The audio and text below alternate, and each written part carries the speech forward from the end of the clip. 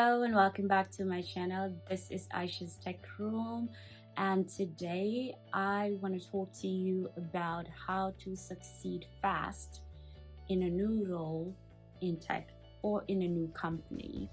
And so I personally feel like I am in a position to talk about this because since I transitioned into tech, I have worked with 3 different companies and I've learned a lot in how to succeed fast. And so I thought I could share those tips with you, and hopefully you could learn something if you are in a new company in tech or you are transitioning into a new role. So the first thing that I want to share with you is that when you start in a new company, they're going to give you your tech equipment, which means your computer, your monitor, your laptop, mouse, and a lot of other things, and you have to set that up by yourself.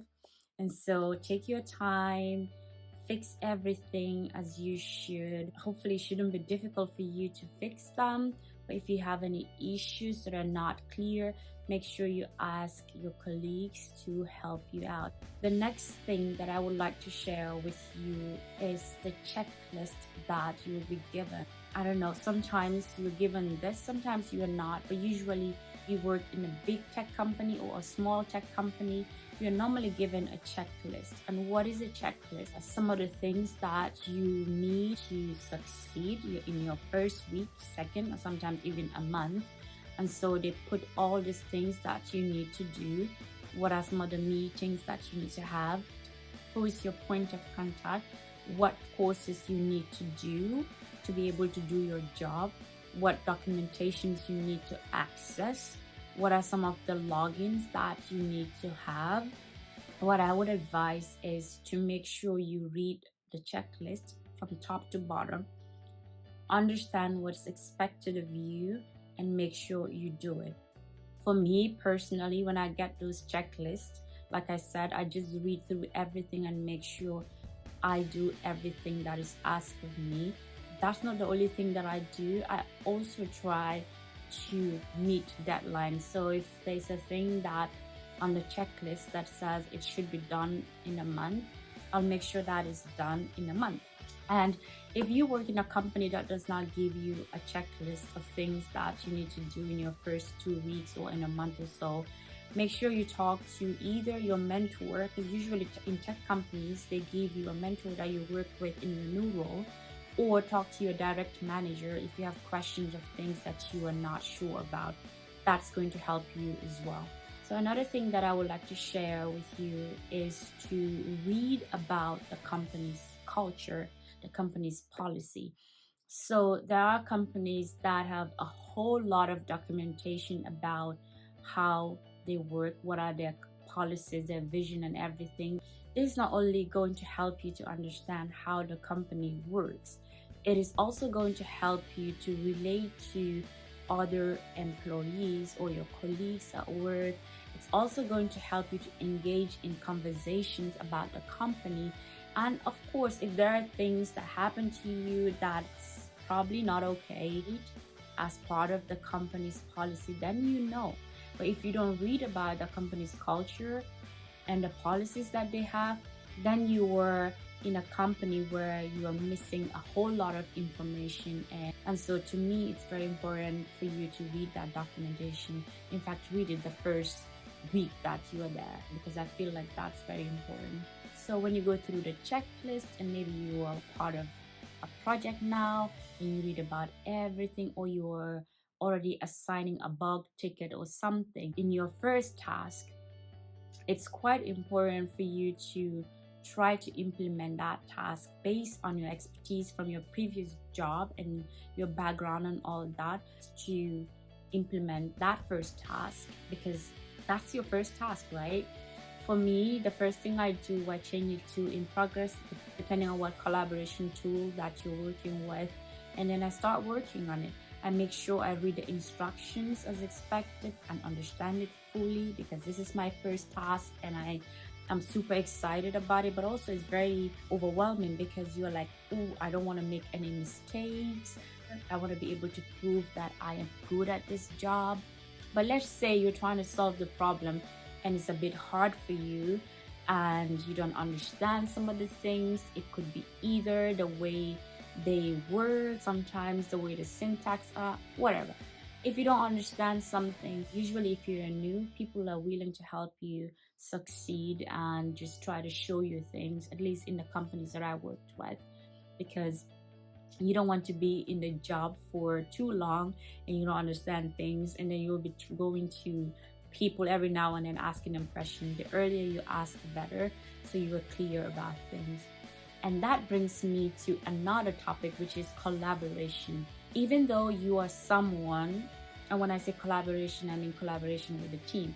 Even though you're someone probably who have an expertise in a specific subject, and this could be documentation, it could be front-end development, it could be probably you're a full-stack developer. Even though you're an expert in a certain area, you should be humble enough to ask questions. You should be humble enough to collaborate with people. You should listen as well. You should always be able to share your ideas as well, because I feel like it's very important, even though you are new, to be able to be part of a team, because collaboration is key in software development. Another thing that I would like to add is, usually in the different companies that I work with, we normally have meetings with the technical lead, and this is probably every 2 weeks, or some people can have it every month, I'm not sure.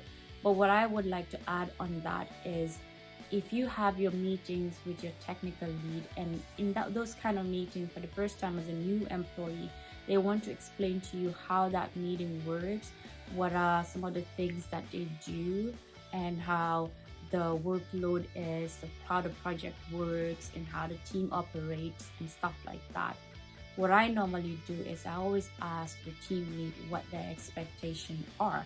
And so usually I feel like team leads, they're usually happy when you ask them those questions, because that way they tell you what they want and you know what you expected to do as well.